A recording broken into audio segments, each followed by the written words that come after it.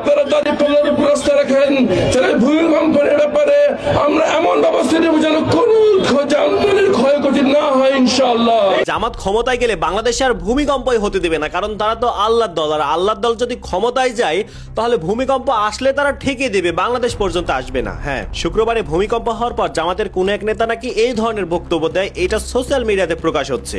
তবে আমি বলবো যে যারা এই কথাটা নিয়ে এখনো ভুল বুঝছেন এবং উল্টাপাল্টা নিউজ ছড়াচ্ছেন তাদের জন্য আজকের এই ভিডিও। শুক্রবারে ভূমিকম্প হওয়ার পর জামাতের এক নেতা বক্তব্য দেয় যে আপনারা যদি দাঁড়িপাল্লার উপরে আস্থা রাখেন তাহলে আমরা ক্ষমতায় গেলে ভূমিকম্প হলেও ক্ষয়ক্ষতি যাতে কম হয় সেই ব্যাপারে আমরা ব্যবস্থা নিব।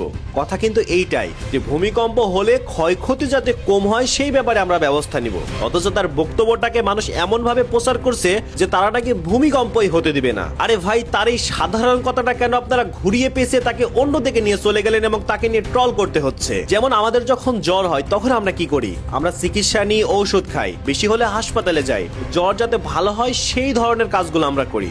এমনকি জ্বর আসার আগে জ্বর যাতে না আসে সেই ধরনের কাজগুলো করি। যেমন এখন ঠান্ডার সময় আমরা চাই যে আমাদের ঠান্ডা যাতে না লাগে, কারণ ঠান্ডা লাগলেই জ্বরটা আসবে, তাই আমরা কি নিজের সেফটি নিয়ে চলি না? আবার আমরা যখন বাইক নিয়ে ঘোরাঘুরি করি তখন কিন্তু মাথায় হেলমেট পরি, কারণ নিজের সেফটির জন্য, বাই চান্স কোনো একটা কিছু হয়ে গেলে যাতে আমাদের শরীরের তেমন কোনো ক্ষতি না হয়। এখন আপনি যদি বলেন যে আমি হেলমেট পরিছি মানে আমার কোনো ক্ষতি হবেই না, ক্ষতি হতে দিবই না, ব্যাপারটা এরকম না। জাস্ট নিজেকে প্রতিরক্ষা করার জন্য যে ব্যবস্থাটুকু, সেই ব্যবস্থাটুকু আমরা নিতে পারি। ঠিক এই কথাটা জামাতের ওই নেতা বলেছেন যে ভূমিকম্প হবে কিন্তু ক্ষয়ক্ষতি যাতে কম হয় এই রকম ব্যবস্থা আমরা নিব। এর মানে কি বোঝায়?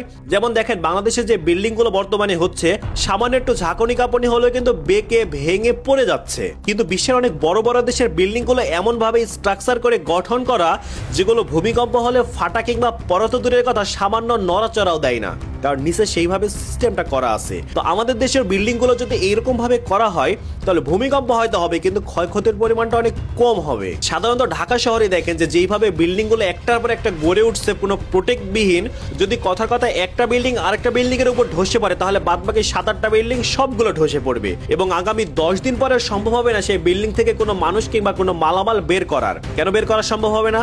কারণ বলবে যে ফায়ার সার্ভিসের গাড়ি যেতে পারছে না, কোনো ক্রেন সেখান পর্যন্ত যেতে পারছে না, যানজট, জ্যামজট, মানে বিভিন্ন অজুহাত তখন দেখাতেই থাকবে। তার মানে কি যে ক্ষয়ক্ষতিটা বর্তমানে বেশি হচ্ছে, তবে আমরা যদি সেগুলো প্রতিকার করার জন্য কোনো উপায় অবলম্বন করতে পারি তাহলে অবশ্যই ভূমিকম্প ঠিকই হবে, কারণ ভূমিকম্প আল্লাহর তরফ থেকে, কিন্তু ক্ষয়ক্ষতির পরিমাণটা কমানোর জন্য ব্যবস্থা কিন্তু আমরাই নিতে পারি। আর জামাতের ঠিক নেতা এটাই বোঝাতে চেয়েছে যে ভূমিকম্প হবে কিন্তু ক্ষয়ক্ষতি যাতে কম হয় সেই ব্যাপারে আমরা ব্যবস্থা নিব, অথচ আপনারা সেটা শুনছেন কি বুঝছেন ভুল, এমন ভাবে ছড়িয়ে দিচ্ছেন যে জামাত ক্ষমতায় আসলে ভূমিকম্পই হতে দেবে না। ভাই, কথাটাকে বুঝেন, সম্পূর্ণ বক্তব্য শুনেন, তারপরে কমেন্ট করেন। কিছু না জেনে না শুনে ফটফট করে ভিডিও শেয়ার করছেন আর মন্তব্য করছেন, এইটা তো ঠিক না।